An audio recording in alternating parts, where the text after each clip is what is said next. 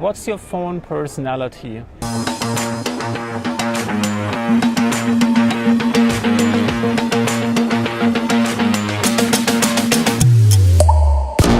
Are you a gated person or are you an open house? Personality type number 1. I only want to have scheduled phone calls. I always put my phone on silent mode or on do not disturb mode, and I'm only turning it off if I have a scheduled phone call for a specific time. Because I feel it's very distracting, like the phone buzzing and like ringing. I don't want to be available all the time because I feel like when I want to have a conversation, I want to spend some quality time. I want the environment to be quiet. I want to be able to hear what the other person is saying. I don't want to be distracted. I want to be in the middle of things. I want to take some dedicated time to talk to this person. When I'm doing some work, I prefer to be uninterrupted.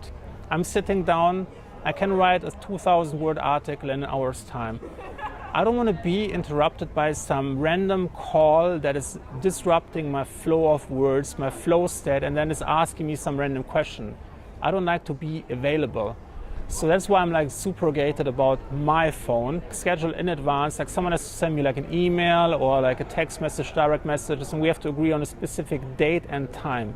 So there is another type of personality, type 2.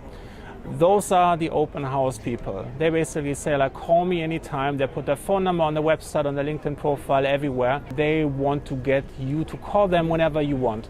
They're really happy if you call them. Like the time doesn't matter. Switching between working and a phone call in a second's notice, can get back to work like instantaneously. Which personality type are you? Or is there like a third type I don't know about? Leave your phone number below in the comments. See you in the next video.